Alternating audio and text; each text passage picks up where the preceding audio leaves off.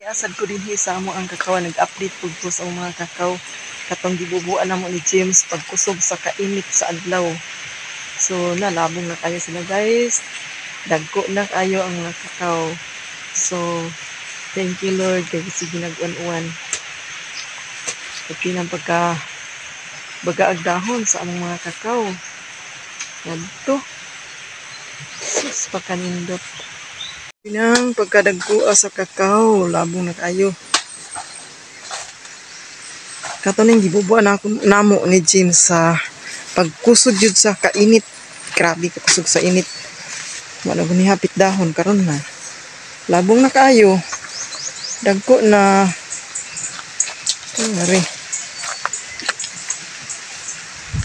Hapit sa 2,000 ni kapunuan sa kakawa. Tas ilawom sa kasagingan.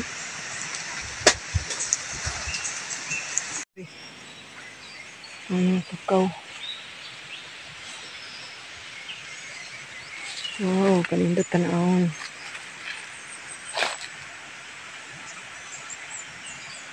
Dagko na kaayo, hapit na jud ni mamunga.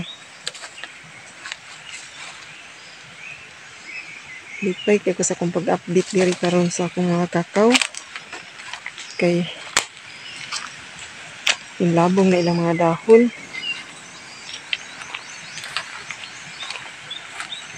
Nindot yung tanawon.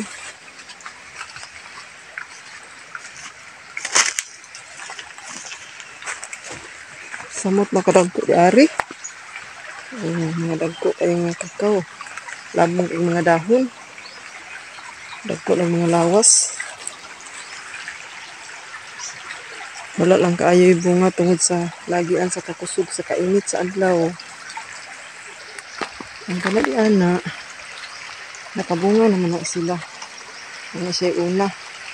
Ipangkaan na mga sidling. Ang labong na kaayo.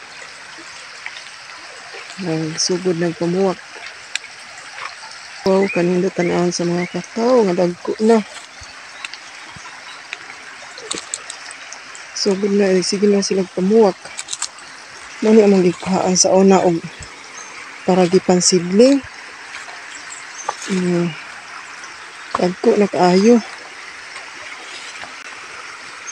Sa among gisidling, ano silang mga buhi na.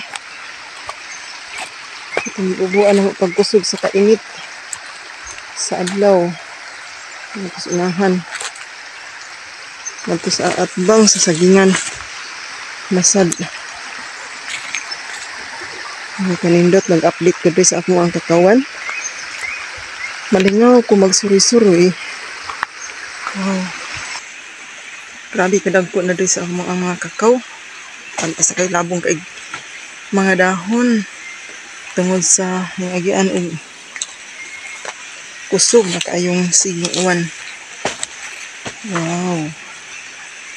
Daghan na kayo sila mga buwak. Isilaw. Nagto. Ang kakao na di anak. Di ari, gagmay-gagmay pang kakao di ari. Smahan. Isilaw sa sigingan. Di ari. Tagko na o, tag-asa kayo mga kakao. Wala siya bunga ko, daghan kayo siya o mga buwak. Kadagko. Punuan.